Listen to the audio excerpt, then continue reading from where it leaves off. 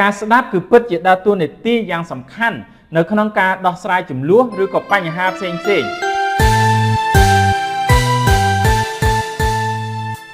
ចំនួនតែងកើតមាននៅគ្រប់ទីកន្លែងមិនថានៅផ្ទះនៅកន្លែងធ្វើការឬក៏នៅក្នុងសង្គមដែលយើងរស់នៅនោះទេសម្រាប់បងប្អូនយល់ថាតើចំនួនភាគច្រើនកើតឡើងដោយសារអ្វីហើយថាតើបងប្អូនទាំងអស់គ្នាប្រើវិធីសាស្ត្រអ្វីខ្លះនៅក្នុងការដោះស្រាយចំនួនទាំងនោះប្រសិនបើបងប្អូនទាំងអស់គ្នាកំពុងតែជួបបញ្ហានៅក្នុងការដោះស្រាយចំនួនវីដេអូមួយនេះគឺជាវីដេអូសម្រាប់បងប្អូនទាំងអស់គ្នាយើងនឹងនិយាយអំពី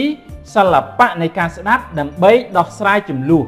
ខ្ញុំជឿថាដើម្បីដោះស្រាយចំនួនបានមានកត្តាជាច្រើនតែមួយក្នុងចំណោមនោះដ៏សំខាន់គឺការស្ដាប់គឺពិតជាដើរតួនាទីយ៉ាងសំខាន់នៅក្នុងការដោះស្រាយចំនួនឬក៏បញ្ហាផ្សេងៗដើម្បីដោះស្រាយចំនួនបានយើងអាចអនុវត្តនៅចំណុចនៃការស្ដាប់ដ៏សំខាន់3យ៉ាងនេះ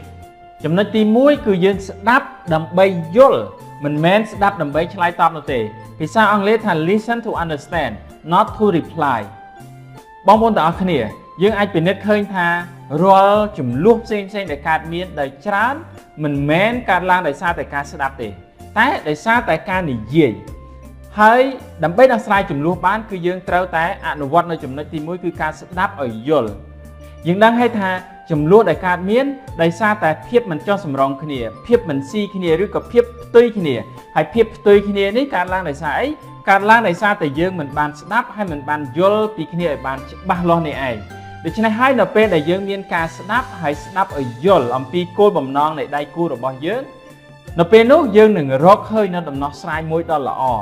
អញ្ចឹងហើយដើម្បីអនុវត្តនៅក្នុងការដោះស្រាយចំនួនឬក៏បញ្ហាផ្សេងៗនៅពេលដែលស្ដាប់យើងត្រូវតែព្យាយាមឬក៏យកចិត្តទុកដាក់ស្ដាប់ធ្វើយ៉ាងម៉េចឲ្យយល់នៅខ្លឹមសារឬក៏យល់នៅគោលបំណងមានន័យថារឿងខ្លះអ្នកនិយាយមិនបានលើកយកមកបង្ហាញទេ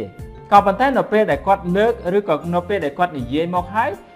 យើងអាចយល់អំពីគោលបំណងរបស់គាត់បាននេះគឺជាការស្ដាប់មួយប្រកបដោយប្រសិទ្ធភាពហើយអ្នកខ្លះនៅពេលដែលស្ដាប់គឺតែងតែព្យាយាមរកសំណួរធ្វើយ៉ាងណាដើម្បីឆ្លើយតបទៅកាន់អ្នកនិយាយនោះវិញការស្ដាប់បែបនេះធ្វើឲ្យបញ្ហាមិនអាចដោះស្រាយបាននោះទេបងប្អូនក៏ប៉ុន្តែនៅពេលដែលយើងទាំងអស់គ្នាស្ដាប់ដោយយកចិត្តទុកដាក់ស្ដាប់ឲ្យយល់អំពីគោលបំណងរបស់អ្នកនិយាយនោះយើងនឹងអាចរកដំណោះស្រាយនៃបញ្ហាបានជាមិនខានចំណុចទី2គឺការស្ដាប់ដោយមិនមានការវិនិច្ឆ័យភាសាអង់គ្លេសថា non-judgment listening គឺជាការស្ដាប់ដោយយកចិត្តទុកដាក់នៅពេលដែលយើងស្ដាប់យើងមិនបានទាញនៅបទពិសោធន៍ផ្ទាល់ខ្លួនឬក៏បទពិសោធន៍អ្នកដទៃយកមកភ្ជាប់ជាមួយទេយើងស្ដាប់គឺយើងស្ដាប់ឲ្យយល់អត្ថន័យពិតប្រាកដដែលអ្នកនិយាយគាត់ចង់បង្ហាញ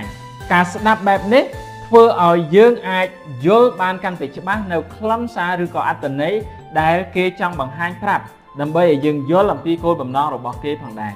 វិធីសាស្ត្រនៅក្នុងការស្ដាប់ដែលមិនមានការវិនិច្ឆ័យនេះគឺយើងស្ដាប់ដោយយកចិត្តទុកដាក់ស្ដាប់ដោយផ្ដោតអារម្មណ៍របស់យើងដូចទៅនឹងអារម្មណ៍របស់អ្នកនិយាយឲ្យយល់ខ្លឹមសារអត្ថន័យដែលអ្នកនិយាយចង់បង្ហាញចង់ប្រាប់ឲ្យយើងបានដឹងចំណុចទី3គឺការស្ដាប់រហូតដល់ភ្លើងកំហឹងថយចុះនៅពេលដែលយើងស្ដាប់ហើយស្ដាប់ដោយយកចិត្តទុកដាក់ស្ដាប់ឲ្យយល់អំពីគោលបំណងរបស់អ្នកនិយាយនៅពេលដែលគេបានបង្ហាញនៅអារម្មណ៍របស់គេហើយគេចាប់ផ្ដើមកាត់បន្ថយនៅភាពតានតឹងគេចាប់ផ្ដើមកាត់បន្ថយនៅភាពមួម៉ៅគេចាប់ផ្ដើមយល់ថាយើងគឺជាបុគ្គលម្នាក់ដែលអាចឲ្យគេទុកចិត្តបានយើងគឺជាបុគ្គលម្នាក់ដែលអាចយល់ពីគេបានចំណុចទាំងអស់នេះហើយដែលធ្វើឲ្យអ្នកនិយាយឬក៏ដៃគូរបស់យើងគាត់ចាប់ផ្ដើមធ្លាក់ចុះនៅការមួម៉ៅក្តៅក្រហាយឬក៏ភាពតានតឹងនៃអារម្មណ៍របស់គាត់ជារួមមកវិញការស្ដាប់គឺជាផ្នែកមួយដ៏សំខាន់នៅក្នុងការដោះស្រាយចំនួនឬក៏បញ្ហាផ្សេងបញ្ហានានាដែលកើតឡើងនៅក្នុងជីវិតប្រចាំថ្ងៃរបស់យើងដើម្បីឲ្យការស្ដាប់របស់យើងមានប្រសិទ្ធភាពឬក៏អាចដោះស្រាយបញ្ហាបានយើងត្រូវស្ដាប់ឲ្យយល់តែមិនដើម្បីឆ្លើយតបយើងត្រូវស្ដាប់ដោយមិនមានការវិនិច្ឆ័យយើងត្រូវស្ដាប់រហូតដល់កំហឹងឬក៏ភាពមួម៉ៅក្តៅក្រហាយរបស់អ្នកនិយាយធ្លាក់ចុះទាំង3នេះគឺជាចំណុចដែលនឹងជួយឲ្យយើងទាំងអស់គ្នាយកទៅអនុវត្តនៅក្នុងការដោះស្រាយបញ្ហាឬក៏ចំនួននានាបាន សម្រាប់បងប្អូនទាំងអស់គ្នាវិញថាតើយើងគួរតែមានវិធីអ្វីផ្សេងទៀតនៅក្នុងការដោះស្រាយចំនួនបងប្អូនអាច comment នៅខាងក្រោមវីដេអូហើយប្រសិនបើបងប្អូនទាំងអស់គ្នាពេញចិត្តនៅវីដេអូមួយនេះសូមចែករំលែកជាមួយនឹងមិត្តភ័ក្តិរបស់យើងផងជួបគ្នានៅវីដេអូក្រោយ